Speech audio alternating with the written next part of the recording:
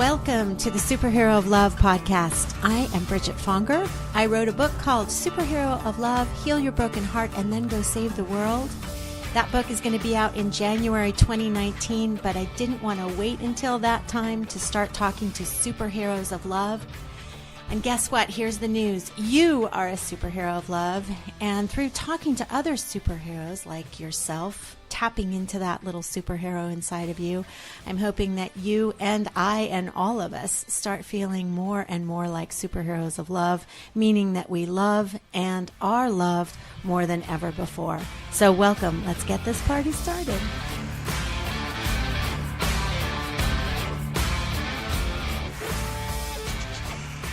Okay, so we're sitting in my living room. Who's here? It's Orna and Matthew Walters. Welcome, Orna and Matthew. Thank you. We're excited to be here. Thanks, Bridget. We love that we came out to see you live. I know they came really far, but I'm going to give them lunch, but I'm making them wait for lunch because I was afraid that we would talk about too many interesting things during lunch and that we needed to save all of but we've already had interesting conversation just making tea. So Orna and Matthew Walters are love experts. They are soulmate coaches for all of us. And they are the founders of Love on Purpose Revolution and also their coaching program, Bring in Your Beloved. I love the word beloved. I love it when people use the word beloved. Oh my God, let's talk about the word beloved. And you can find them at loveonpurpose.com. And we'll put all the links in the show notes so everybody knows all the different ways that they can reach them. And we'll touch on specific things, I'm sure, and we'll give direct links to all those specific things that we touch on. I met Orna at an event with our beloved friend Carol Allen. Yes. Shout out to Carol Allen, who is one of the brightest lights on this planet, and she has loveisinthe.stars.com. She's a Vedic astrologer, and she gathers love experts all around her in the most beautiful, generous way, like share your love amongst each other, everyone. Yeah, right? So Yeah, nice. I mean, Carol's the best. And, when we started the Love on Purpose Revolution back in 2011, we were looking to connect with different love experts. And we met Carol, and she literally goes, "Oh, let me introduce you to everybody." And she basically filled our whole event with everybody she knew. Yeah, like everybody, she knows all the She love has experts. Such a generous heart and does such great work, and we love Carol. We love Carol. Shout out to Carol. Okay, so we're here today, the day after Notre Dame was Destroyed singed. by a fire. Yeah, I mean, So heartbreaking. So heartbreaking. And We were drinking Paris tea. Yes, so we're drinking Harney and Sons. Shout out to Harney and Sons tea. We found that we have that in common, that we all love Harney and Sons tea. If you haven't discovered Harney and Sons tea, my friend Fran sent me a gift box years ago, and I am forever bowing to her for introducing me to Harney and Sons, who, by the way, it's such a cool company. Like, I sent them a note saying how much I love their teas, and the head of the company, it's a family-owned company, and he replied saying how much it made his day. Like, Oh my gosh. yeah, that's like, Well, what about a love company, right? Well, we take a group to Hawaii every year. We do a 4-month intensive we call Love on Purpose Mastery. So it begins with a retreat in Los Angeles, a whole bunch of stuff in between for 4 months. And then we end in Maui with a retreat. And for many years, we always hosted it at the Ritz-Carlton in Kapalua. And at the Ritz-Carlton is where we got introduced to Harney and Sons tea.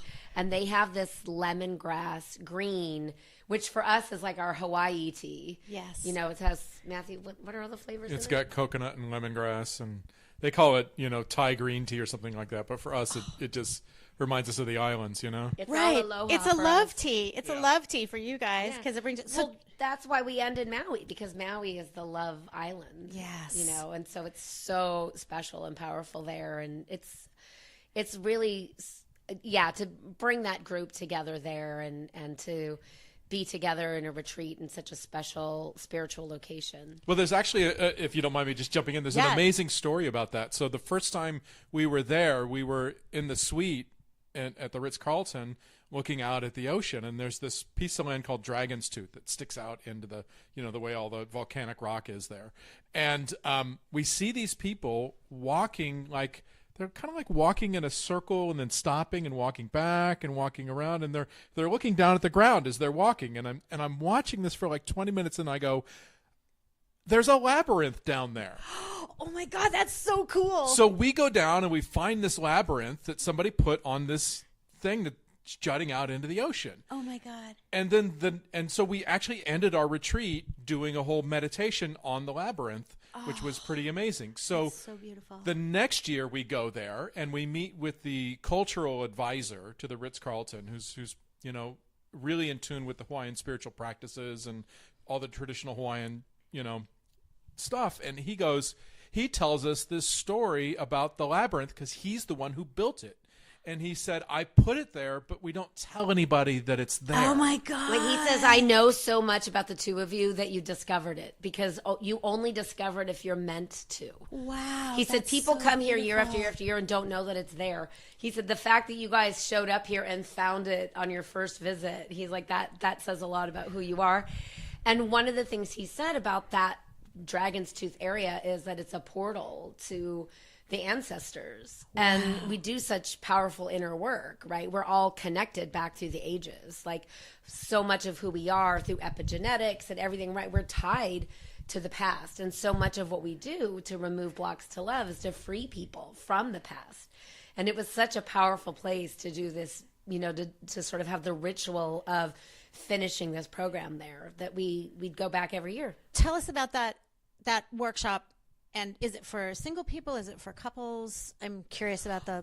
all of our work is for singles looking for love. Okay. We do work with men, but we market to women. The mastery group, sorry guys, that is just for the ladies. Honestly, we modeled our ideal client after me. I mean, I was very successful in the entertainment industry for decades. My last position was director of development at a company called Patriarch Pictures. And I just sort of had enough of the entertainment industry and I jumped ship and I started a coaching practice as a life coach, as a manifestation coach. And I actually, in doing that, I started networking and I joined this networking group. And actually that's where I met Matthew. Okay, so tell us about clearing the way to find Matthew. Oh, goodness. I think we could take up like the rest of the afternoon to talk about that. So, Bridget, I know, we met socially mostly, so I don't think you know my story, but in a nutshell, I grew up in a home with abuse. I mean, there was emotional abuse and physical abuse, and I didn't have either parent to be a grounding force. So I always said I grew up in a house of chaos. My dad was incredibly violent. In my 20s, when I started therapy, my therapist called him a rageaholic, and I actually thought she had coined that term just for my dad. It wasn't until a few decades later that I realized, oh, that's a thing. Right. There are other people that are rageaholics, but, there wasn't any clue. Like, he didn't drink alcohol. He didn't use drugs. There wasn't any other clue of, he might be off in this moment. And I remember, being, I think I was probably around 5-6 years old, and I said something at the dinner table that I thought, was completely nothing. And he stood up and punched me in the face. And I remember my mom coaching me the next morning about what to say in school because I had this big black eye. And then there were other times when I thought he was going to kill me and he didn't touch me. So there were no rules, right? Mm-hmm. And my mom is a malignant narcissist. My mom's a Holocaust survivor. My parents immigrated to the U.S. in the early 60s. My oldest brother was 5 when they came to the United States. And I think of myself as this little girl in this family. Like when Matthew sees pictures of me, especially my baby pictures, like baby through toddler and all that, I look lost. I mean, the look on my face is like I'm in the wrong house. I really... It was so traumatic for me to be in that house that I really think that a lot of why I survived the way that I did to be adaptable in society, because I don't really think either of my brothers really made that leap very well, is I would farm myself out to other families. And I spent as much time as I could not in my childhood home. I'd go across to the neighbor's house. I'd go over to a friend's house. And I really soaked up a lot from the other people and the other families that would sort of take me in. And one of the things for me was I knew that I was smart. And so I knew that was like my ticket out of the crazy house. And so it was really important for me to go to college. And I paid my way through 4 years at UCLA. I got a lot of grant money. I worked full time while I was in school. I worked like 3 jobs over the summertime, to save up money. And what really struck me was in my late 20s, I ended up in a relationship with a guy who I really thought was the guy. We met working together, and he was so charismatic and charming, and I thought everything I ever wanted. And, we ended up eventually moving in together. And after being together about a year and a half, it just happened to be New Year's Eve, so I can never forget the date. But on New Year's Eve of 1994, he beat me. And honestly, it was the wake-up call of a lifetime, because I can't imagine that I'd be doing this work if I hadn't had that experience. Because the physical wounds healed rather quickly, but what plagued my brain was, how did that happen? Like, how the hell did that happen? How did I, an educated, smart, woman, how did I pick him? Yeah. Like, I was so drawn to him. And I was like, there's something here. There's something off. Like, there's something off in me. And I was like, like, I'm married to Mr. Safe, right? Mr. Matthew here next to me, I mean, he escorts bugs out of our house, right? Like, he won't hurt a fly. I'm with you, Matthew.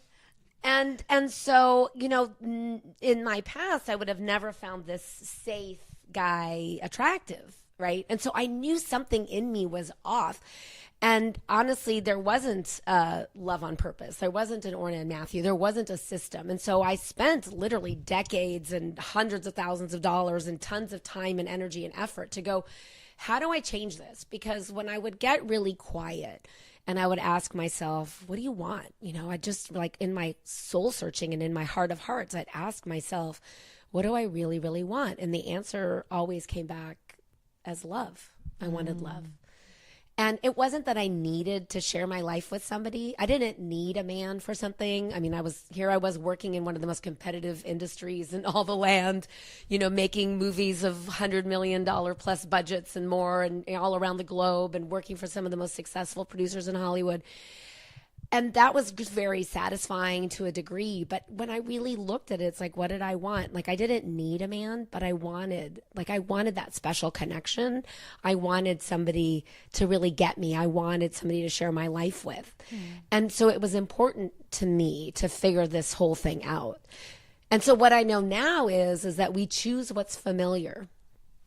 Can I ask you a quick question about the childhood wounds? So in other words, and I share that, like, my book is about, thank God for that relationship, because I was able to heal those. It awakened me to the childhood wounds that had still not been healed.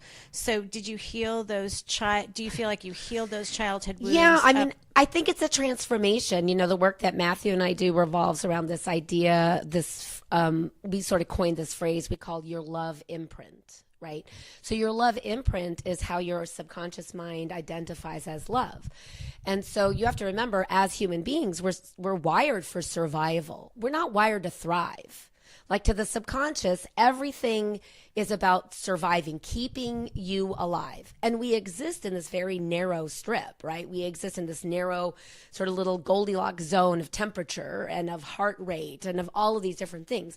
So this homeostasis that our body has around our physical body is also true about our circumstances and our situations. So when you've had trauma, particularly in your childhood, it's still familiar to the subconscious. So your subconscious can't judge, right? It doesn't have the capacity to say, oh, you're alive and blissfully happy, or you're alive and suicidal and miserable, right? It just doesn't know. It knows alive is good. So because you survive to a certain age, and you've survived whatever you experienced in your childhood home, or whatever events took place, we're wired to bring in more of those same experiences simply because we're alive today.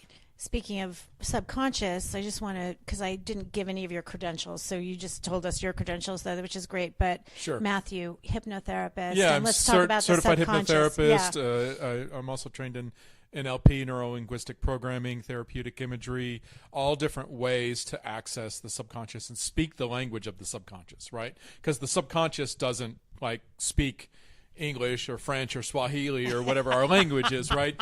It communicates through symbol, image, story, and metaphor, and it communicates through the body through physical sensation, right? You could say that your physical body is the manifestation of your subconscious mind. And so when you have a feeling, whether it's a physical sensation like pain or whether it's an emotional sensation in your body, it's all information from your subconscious. And so being able to understand that and being able to communicate with your subconscious in that way and working with somebody who can guide you through that is I think crucial to this whole journey we're on, right? Because it is the emotional story that we're carrying about the past that we need to let go of. It's not the events themselves, right? We all have circumstances. We all have things that happen to us. And sometimes those things were big and dramatic, and sometimes those things weren't. I mean, in my childhood, I grew up in a very traditional Midwestern Catholic family, right? 5 kids. My parents were married up until 57 years, until my mother passed a few years ago, right? So, and my siblings, only one of them is divorced. The other ones have all been married to the same person they married, right? Now, I didn't get married until I was 40. And a friend of mine from college, we were talking, this is just a couple of years ago, and she looks at me and she goes, I can't believe I'm getting relationship advice from the man I used to refer to as the toxic bachelor. Oh, right? my God. And I was like, wow, I had never heard that before. Whoa. But Wait, can you explain what that is and why did she call you that? Oh, my God, I've never heard that phrase before. That's hilarious. The toxic bachelor, right? So I was a traditional hit and run, right? Wow, you don't look like that. Bam, thank oh my you, God, he has the sweetest. You guys will see. You'll see in the program notes. You have the sweetest. The antithesis of that with your face, like right. You would never guess. So no, you're like a spider. Like I'm going to bring you in with my innocent. Well, I don't know if I was. Face. I don't know if I was that like conscious of it. Right? Of course I knew guys who were like who were much kidding. more I'm just predatory saying that sexually, your face right? belies yeah, you. well, thank who you. Were. I wouldn't have called you a player. No, the behavior was very unconscious, right? Yeah. It really came from a deep-rooted sense of not liking myself, and so I couldn't really be with anybody who really liked me. I always sort of looked down on somebody who thought I was great, right? I'm like, oh, right, what's wrong with you, right? Really, you like me? What's wrong with you, right? That was my inner dialogue. And then the second thought was always wait till you get to know me because all the alcoholic behavior that I had would show up. And I didn't, and Wait, you were alcoholic? Yeah, I've been sober for 17 years. Oh, I did not know that part. Yeah. Okay. Yeah. So that was a big part of it, right? That's huge. And my family all And the self-loathing. And the self-loathing, right? My family all, for the most part, drunks, friendly drunks, right? Happy drunks. Happy drunks. Happily married drunks. Happily married drunks, right? So, I mean, you can function in the world and be like that. Not everybody's like some angry alcoholic, right? Some people are just a lot of fun when they get drunk. And I thought I was, until the next day when I woke up and I was hungover, and then I wasn't so fun, right? In fact, I remember, I moved in, the first woman I ever lived with, I would wake up in the morning and I'd literally be like, don't even talk to me. Whoa. Until I had coffee, and then I'd be like, "Oh, hi, how you doing?" But in the morning, I'd just be like, "Get away from me," right? And this just like, and I didn't realize how bad it was until there was somebody else with me. Because when I was alone, I could be that way all I wanted, right? And I'd just be an inner dialogue. You don't even realize you're cranky when you're alone, right? Because you don't have anybody to bounce up against. Yeah, exactly. Yeah, exactly. And so a lot of my journey was one, sobering up, two, realizing that. What I was looking for wasn't outside of me. I was an actor. I was in entertainment as well. And, I finally started getting some success. And I was like, I don't like this. I don't like the people I'm around. I don't like what I'm doing. I remember doing this commercial and I was just like, this is just stupid. I'm a much more intelligent person than this. There's more I have to bring to the world than, selling Petco or whatever it was. Right.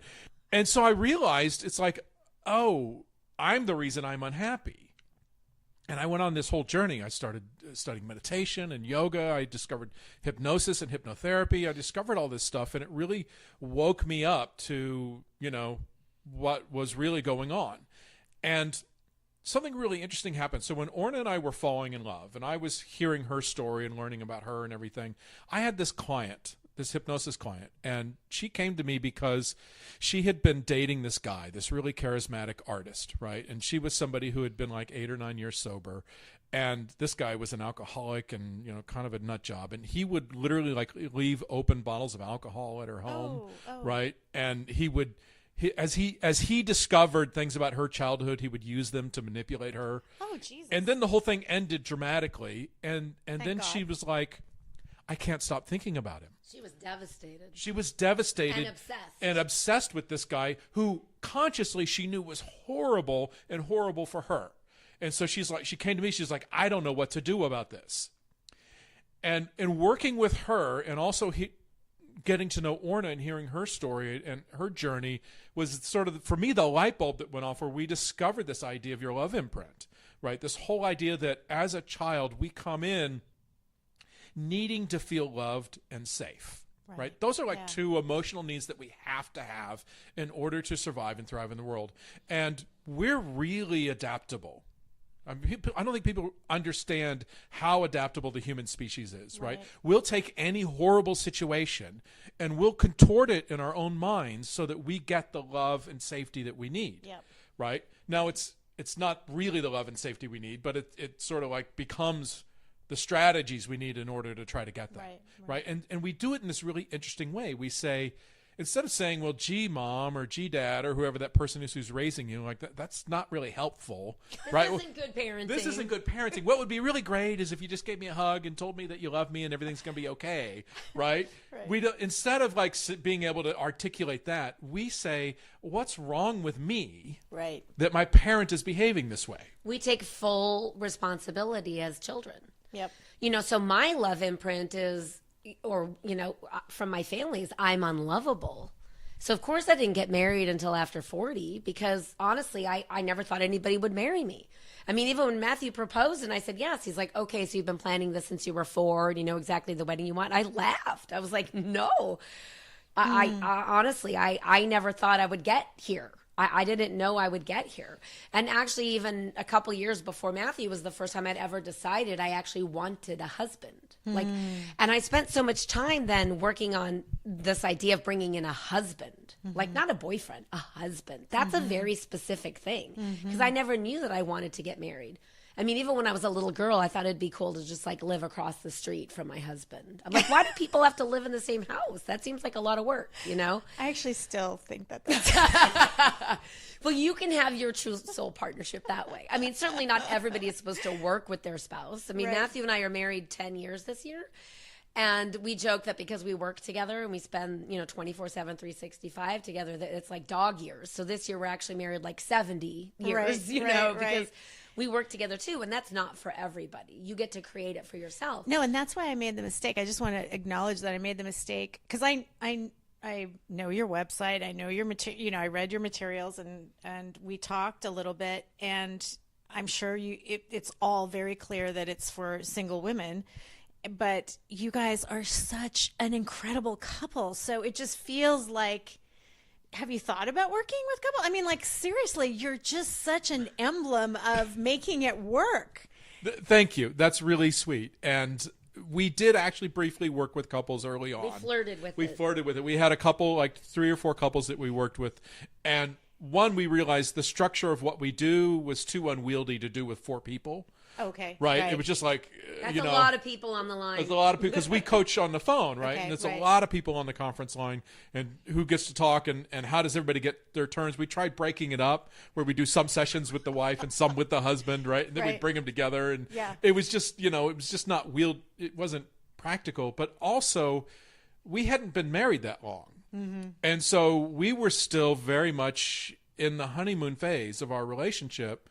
Right. And so we hadn't gone through the power struggle. Right. We hadn't learned how to get to the other side. Right. And now how it to would be a navigate different story. Now I think, we could definitely we've I'm talked about just it. We saying, just don't know how to bring it in, right? Yeah. I don't know. I mean, I think maybe in the future, certainly. But yeah, I mean, when Matthew and I started working together was the same year we got married. So what would I have to say to somebody who's having marital issues? What we were really excited about was sharing our journey to one another, right? How we cleared the way for one another. I tease him that I created him and he teases me that he created me. And quite frankly, us working together in creating Love on Purpose was kind of by accident. So our joke is that we do love on purpose. and business by accident. Oh, that's cool. That's you know, we got invited, you know, through someone like that telephone game, you know, where there was this space in Hollywood, the spa, that was going to start having these monthly talks, these motivational, you know, talks, and they were looking for speakers. And we got referred. And so we took the meeting together, and we recognized very early in the meeting that they just made the assumption we already worked together. And so both of us have an acting background. Both of us studied improv, right? Say yes and figure out the details later. Okay. So we did. We said yes in the room. We got the date. Our people call your people, blah, blah, blah, blah, blah. And Matthew and I get down to the car. We're like, what are we going to talk about? We had never done anything together before. That's cool. And that's how Creating Love on Purpose was born. I'm curious about creating her on purpose. Did you have the come to Jesus moment a couple of years prior that you wanted a wife? I'm just curious. Yeah, I literally did. You know, part of couple years. not a well.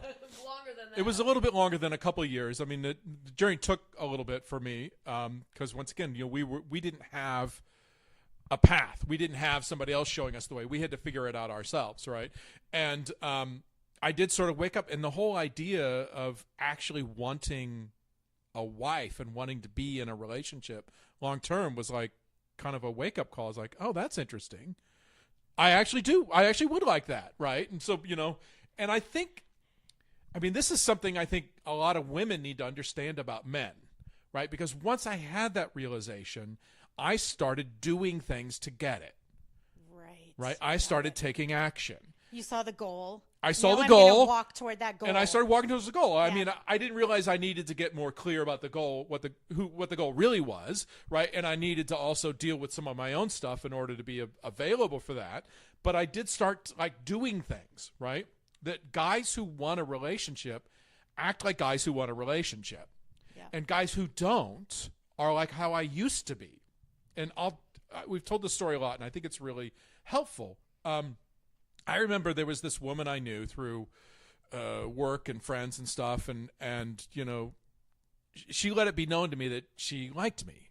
I was like, oh, great. So we went out to dinner, right, and we ended up sleeping together that night. And the next morning, I was like, yeah, that was fun, but I you know, I don't really see this going anywhere. And I literally told her that. I thought this is my way of being upfront and honest and authentic, right? This is part of the toxic bachelor behavior, right? Let me tell you the truth is this was great, but I don't see this going anywhere, right? Well, I should have not slept with her in the first place, right? I'm like, could you have said that last night? Exactly. I could have said it before I slept with her. 12 hours earlier? But, you know, why would I do that, right?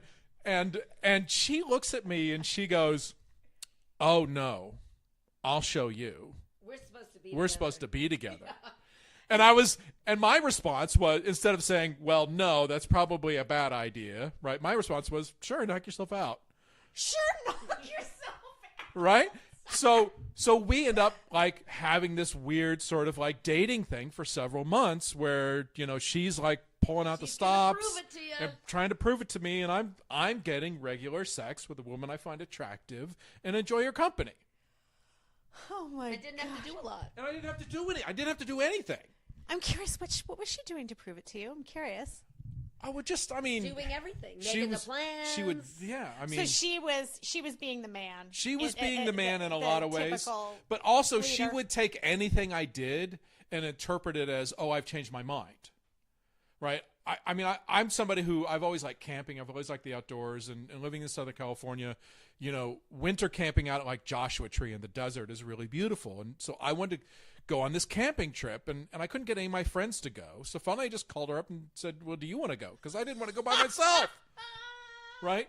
So part of, and I mean, I you know, I don't want to sound like that we're picking on her, because I was really kind of the jerk in this whole situation. And part of my transformation was that realization one day where I woke up and said, look, I am acting out of my integrity. Great. I am completely out of my integrity by doing this, because I know what she wants and I know what I want, and it's not the same thing. And that's when I broke up, when I ended that relationship. I mean, the reality is we all have to watch our heart karma. I mean, you know, we coach a lot of women that just make the assumption that a guy's happy with just sex. Mm-hmm. And we say, well, don't make the assumption, because a lot of times, you know, especially middle-aged men are looking for a relationship. And so you can't make the assumption. right? Like a lot of these dating coaches have, some kind of weird formula of like the amount of dates or the amount of time before you have sex and la la la la la. And we're like, just be a grown up. Like if you're able to have the conversation about what sex means or doesn't mean to you, if you can have the conversation about sex, then have the sex, right? And so we'll tell our clients, look, put off the sex until you're ready for exclusivity.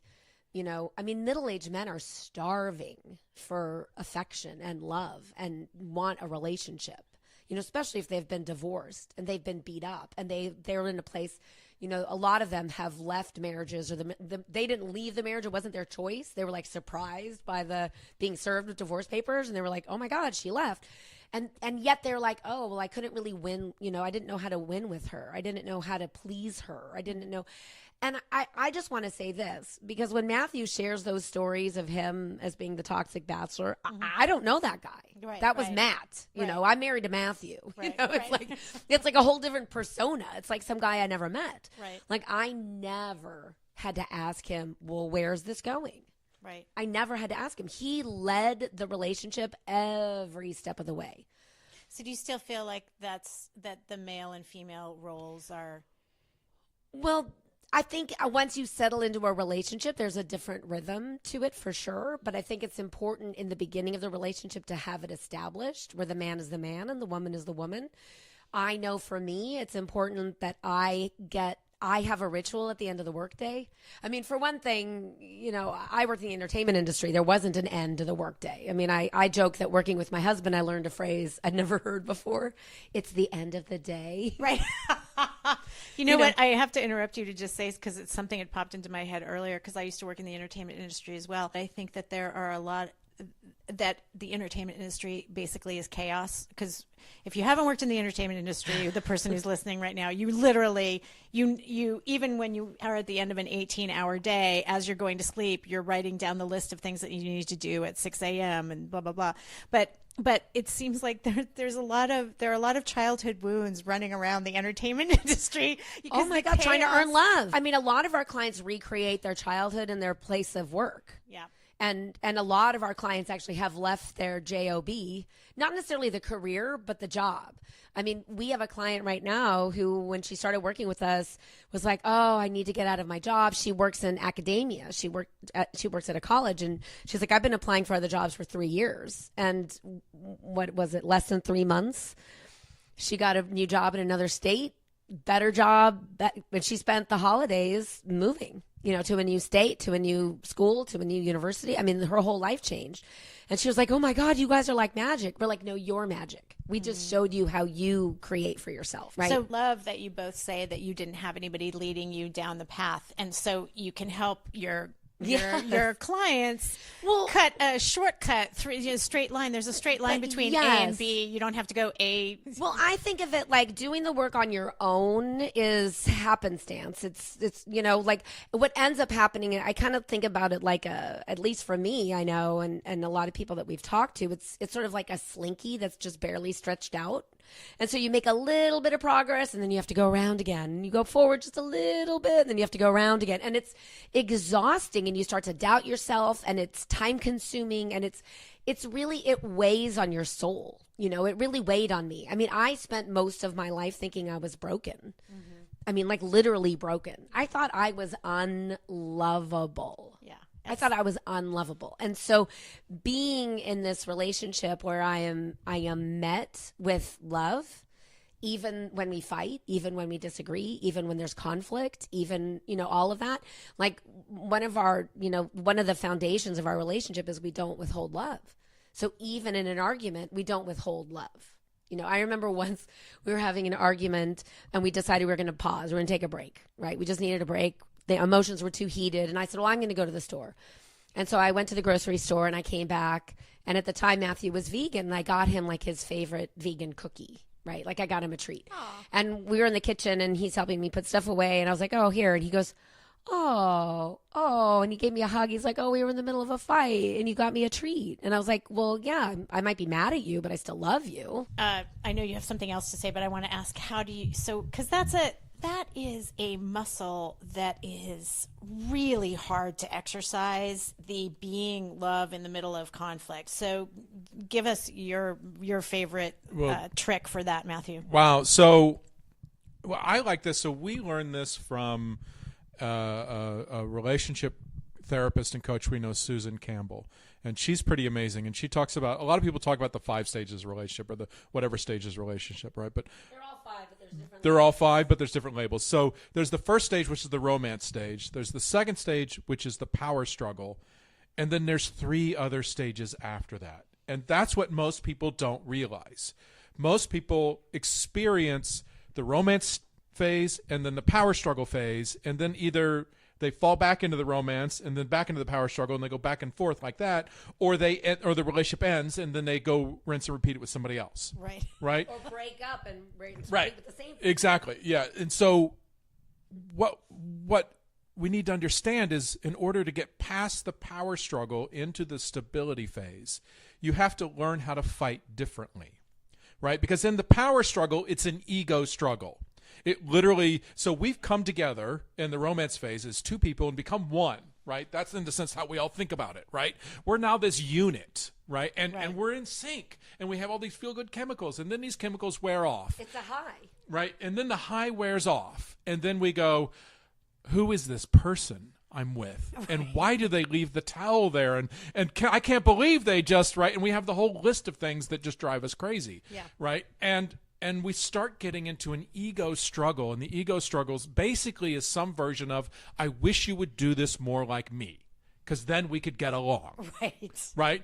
But what you have to realize is this is another human being who has a whole lifetime of how they do things. And so it's not about getting them to do things differently. It's about learning to fight differently. So when you stop fighting for your ego needs and you instead start fighting for the relationship, right, that's when everything changes.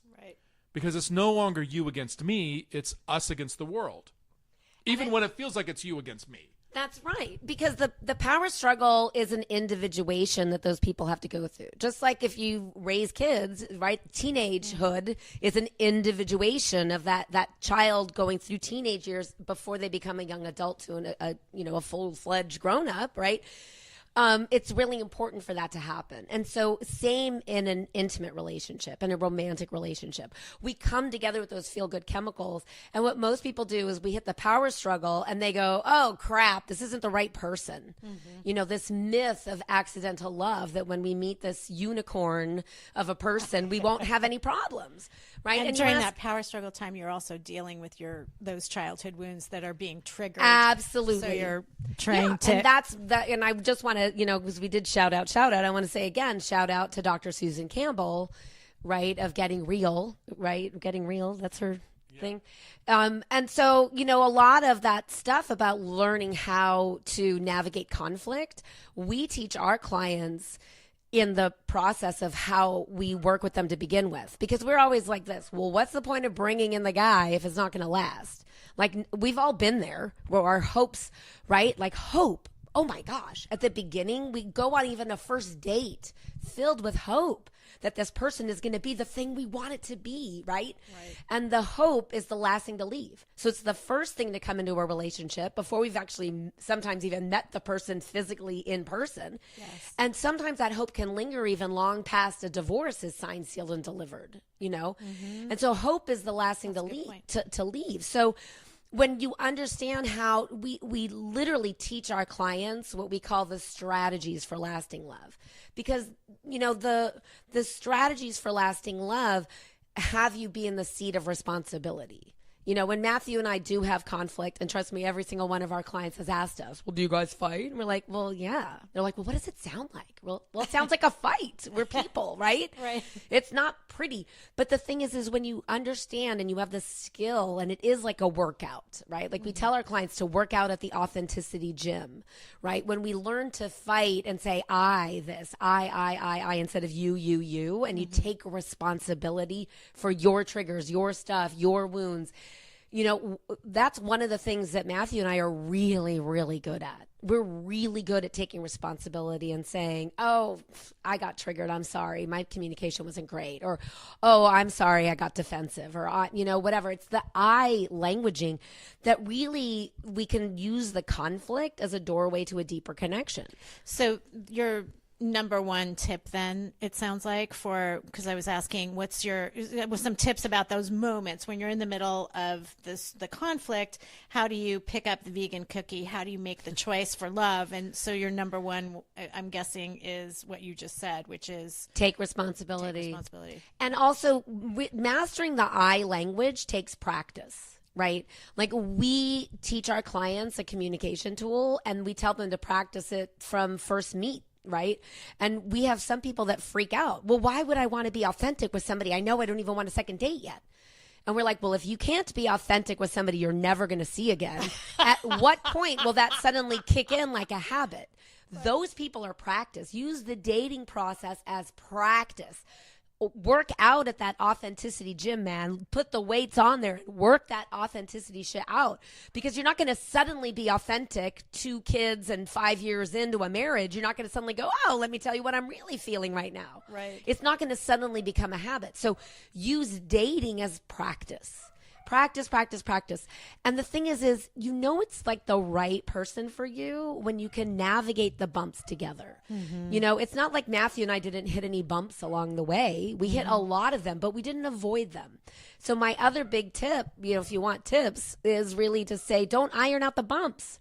Because we're so conflict avoidant, right? We go on dates and we're hot for somebody and we go, oh, that's not a problem. And we sweep it under the rug like it didn't happen. We're not saying look for the conflict. Trust me, they'll find you. You don't have to go looking for them, right? But when they come up, speak your truth. Speak your truth, because when you're with that person who really gets you, they're going to respond differently. I mean, every single guy, oh my gosh, I feel like I had my heart broken so many times. Like I could think of one time I was really the breaker-upper, like the catalyst that initiated the breakup. Every other time, it's like I was like left, and I felt devastated because I felt broken and unlovable. But the guys that broke up with me, it's almost like in the beginning of the relationship, they'd tell me all these things they liked and loved about me and all this stuff. And then a few months later, or several months later, they were breaking up with me for the same exact things. Right. And I was like, wait a second, I thought you loved and liked this about me, and now you don't like it anymore. And, I heard once in my journey, I heard somebody say, your soulmate will love that thing about you that all the others left you over. And I literally laughed out loud. Like, I was like, that's hilarious. Sure. Right. And I remembered it at some point, like early on in dating Matthew. And I remembered, because the thing that most guys told me when they break up with me is, you're too intense. It's like I was the flame and they were the moth, and they're like, you'll consume me, bye. And they'd scramble off, And so I asked Matthew, I think, pretty early in our dating, a few months in, I remembered this thing I laughed at. And I said to him, I looked right in his eyes. I said, hey, I have a question for you. Do you think I'm intense? And the face he made back, I still remember it, because he was so puzzled, like he didn't understand the question. Right. And like he kind of hummed and hawed for a second. And he was like, oh, well, I don't even think about you that way. Like, you're passionate, and I really love that about you. And I was like, humana, like, oh my gosh. Like, it was like, I mean, honestly, it was like a salve on your heart. Yeah. Oh my God, it was a salve, and all of those cracks and bandages and stitches that I'd had on my heart. Like, it literally was like, oh my gosh, he gets me, and he's okay with who I really am. Mm-hmm. Because I think on some level, when we're single and we've been through the mill, right? We've been through divorce, or we've been through heartache and heartbreak, and we were disappointed by somebody because we had all that hope and it doesn't work out. That we start to think something's wrong with us in some way. However we do that, in alignment with whatever our wounds are. And I just want people to really get it, that your beloved is really that person that says, oh, I get you. I see who you are, and I choose you anyway. Mm-hmm. Right? I choose you anyway, and I'm going to love you anyway. I mean, I think it's ridiculous in a way that the most important thing of all, who you're going to spend the rest of your life with. And most people are basing that on a feeling, really? Because feelings are fleeting, right? Our feelings change. Like the one thing you can count on, as sure as the sun will rise tomorrow, is the way you feel right now in this moment is going to change probably in the next moment or the next, right? I mean, we're delusional when we don't feel well, right? When we're down in the dumps, we're like, we have this ego crazy talk in our head that says, oh my God, I might feel this miserable forever. This excruciating pain is never going to leave me, right? And yet we're never that delusional when we're in bliss, right? Nobody ever says, oh my God, I'm so blissfully happy. I think I'm going to feel this way forever, right? We're never that delusional when we feel good. And yet we base our selection process of a life partner on a feeling. Like, and don't get me wrong, the chemistry needs to be there. I don't think you can go without it. It's like yeast is one ingredient in bread, right? If you don't have the yeast, what do you have? I mean, it's almost Passover, right? It's going to be matzah. It's a cracker, right? It's a cracker without the yeast. And I don't want a cracker. I want bread. I want that yummy, like that crusty, crunchy, yummy in the middle bread. So the chemistry has to be there, but it's one ingredient, right? It's not the whole kit and caboodle, because just yeast, who's going to want to eat that? So don't eat just the chemistry. Don't make that so important selection process on just a feeling. It's ludicrous to me. There's a lot there. So as you can see, we're passionate about this and we could talk for hours, right? So I wanted to give one more tip about the argument thing, because I think this is really important, right? So Orna talked about having these pictures of her as a little girl, and you see that lost and confused look on her face, right? And there's one particular picture in mind that I always think of, and it's her with her brother, and she's holding this little stuffed bear, and this poor little girl just looks so lost. And what I try to do when we're triggered and we're fighting and all of that is I try to remember that right now I'm actually dealing with that little girl. Right. I'm not dealing with this adult woman. Right. I'm dealing with that little girl who's hurt and scared. And I mean, I may or may not agree with her strategies for what she does when she's hurt and scared, right? Just like she doesn't care about my strategies about what I do when I'm hurt and scared, right? But when we get caught up in the strategies that somebody's using, that's when we're like judging them. When we're in the space of going, well, your strategies really suck because I don't like them, right? And instead, what we want to see is we want to see that little wounded child and realize that this is just a little girl or a little boy who's trying to feel loved and safe. So you get to step into your adult, as opposed to, because the worst of arguments, I think, is just two little kids arguing. I mean, those the only thing to do when that happens is take a break and get away from each other, because it's just going to go to the grocery store and get him a vegan cookie. Exactly. But and I think that the more we exercise our muscles of retrieving ourselves from the 4-year-old and the 5-year-old, that's a muscle that needs to be worked out repeatedly. Like when you find yourself being triggered into the 4-year-old. But I think that honestly is the experiential work that we do with our clients, because when it doesn't, so many people, oh my gosh, we talk to women all around the globe and men too. And they're like, well, tell me what to do. I know what the problem is. I know what my problem is. Oh, I know what my love imprint is. Oh, I know what my wounds are. What do I do? And everybody gets stuck in the doingness of it as if we're human doings. And it's so ludicrous because these strategies aren't in our big prefrontal cortex. They're back in our reptilian brain, that when we're triggered, that literally our big prefrontal cortex goes offline. We're no longer linear. We're no longer thinking, we're not in that thinking part of our brain. So it's not about what we do. And so ultimately, if you want to talk about the shortcut of having a transformative coach around to do this healing work is that when you have a new experience, you can't then unhave the experience, right? Just like we have that saying, it's just like riding a bike. Well, what do we actually mean by that? The literal meaning of that saying is, well, once you've had the experience of balancing that bicycle all by yourself, you then can't unhave that. So it's an experiential learning. And with Matthew's toolbox to access the subconscious, again, not through the big prefrontal cortex. There's no filter anymore when you go straight to the source of the subconscious through symbol, image, story, and metaphor, and you guide a client for their subconscious to have a new experience. They can't then unhave or unlearn the experience. Mm-hmm. And so it's a shortcut in a sense because you can't unhave it. So you can never unlearn it. So when you have a new level, when you have a new experience of the kind of love that you desire as a grown person, it's no longer competing with the love you experienced as a child, right? Like my house of chaos, right, didn't match the kind of non-drama relationship that I actually desired as a grown woman, right? Like, I mean, I did all kinds of work. I mean, oh my gosh, I've grown up in Los Angeles, California. If it exists, trust me, it's here, and I probably tried it. I had my tea leaves read in high school, like I tried everything.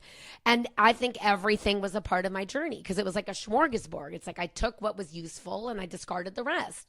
Right. And a lot of things they were like nuggets. They were like these tiny little morsels of goodness. And some other things were like these giant big nuggets. And I was like, ooh, I got a lot there. This is yummy. And I just kept moving forward on my goal.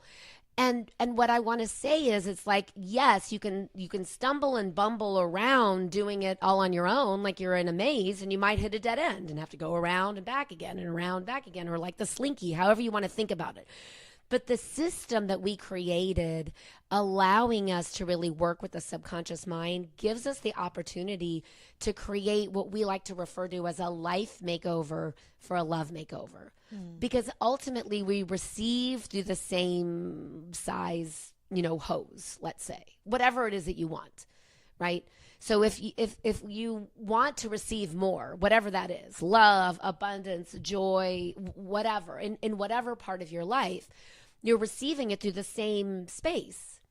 And ultimately the work that we do expands that. So it doesn't, if you're only receiving through the eye of a needle because your self-worth is in the toilet, like the way mine used to be, right? It's like suddenly we expand it, and you can't go from the eye of a needle to a fire hose overnight. That's overwhelm. You actually it's like stretching out anything else. Like I always say, transformation happens over a condensed period of time, right? A caterpillar doesn't turn into a butterfly in a moment, right? A lemon on a tree doesn't go from being hard and solid green to the next moment being soft, ripe, and yellow. But when you have a system for transformation, it happens over a condensed period of time. And so our clients get to experience this at the pace in which we as the guides, along with the client, set for that specific client. That's beautiful. I love that roadmap. I want to go back to, because you just mentioned the doing versus being, and I was just at the event recently with Marianne Williamson and Eckhart Tolle spoke on Saturday night, and they were using the image of the cross, and the vertical is your connection to the divine, and so that's the being, and then the horizontal is the doing and the worldly, us being in the world. And I was just coming back to Notre Dame because it's so in like every 12 seconds I'm thinking about it, unfortunately, right now, but making me cry, but the image that's being shown right now of the in the debris is this bright cross that is vibrating golden light right now, and she will rise again. That the light is still there, the light didn't change. I'm finding that it's a great metaphor that Notre Dame, our mother, Our Lady, the mother of Paris, was on fire. And the being is what is revealed in the ashes. So I wanted to come back to this. I loved what you just said about doing versus being. And I just want to come around to what you guys would like to give to people as tips or little bits of wisdom or things that make your life better around the concept of being. Sure. I think one of the things, we've been talking a lot about, the inner child and that wounded child that we carry around with us, right? And I think so many of us have judgment about that part of us, right?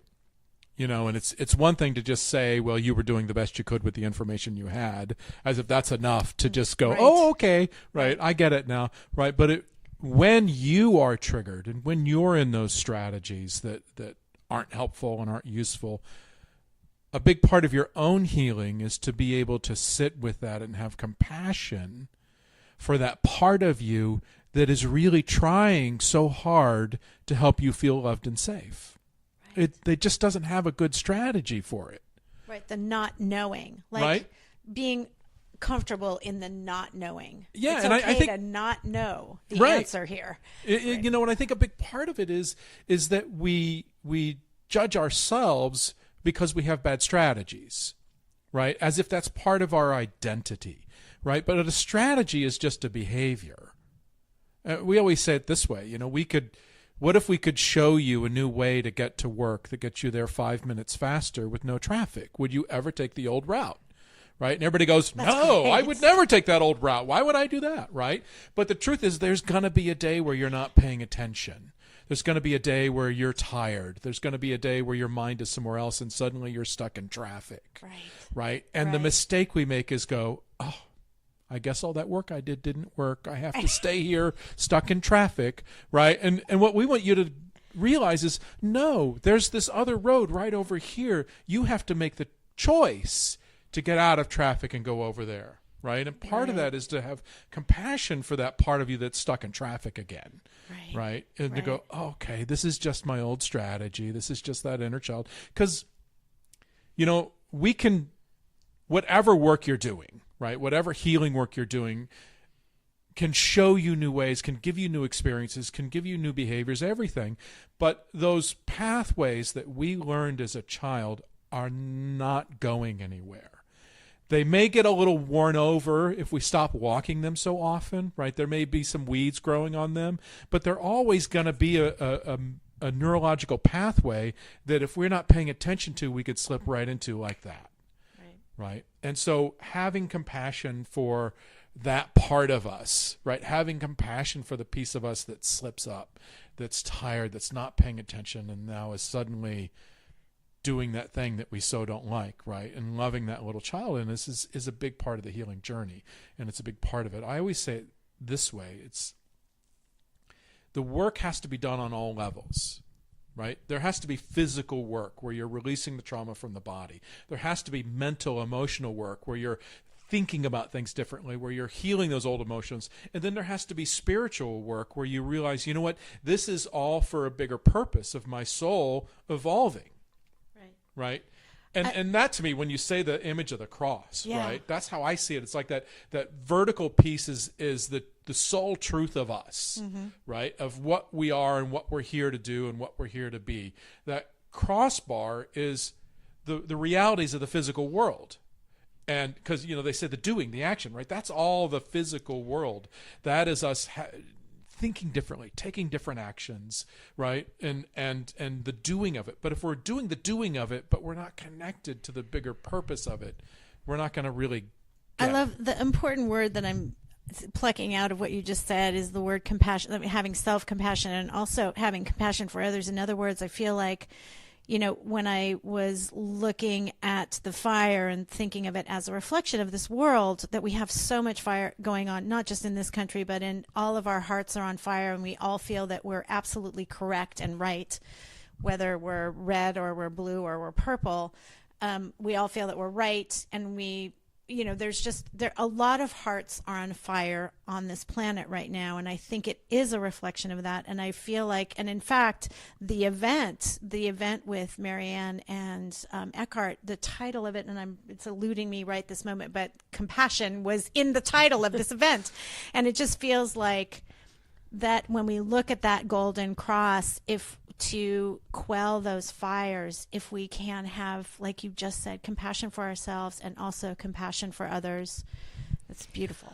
Well, it's the foundational piece. I mean, as people who are known around the globe in our work as, you know, identifying and removing blocks to love, I think the biggest block to love that we find is judgment.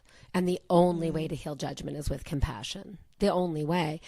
And what I want to say about this idea of the being versus the doing, and back to the conflict and the resolution and whoever that's showing up with, because it doesn't have to be your life partner. It could be your boss at work or a friend or your kid or whoever. Who cut you off in traffic. Yeah, exactly. And I think oftentimes when a conflict occurs is we want to rush, especially in intimate relationship, we want to rush back to the connection with the partner, but we're skipping the most important part, which is the connection with self.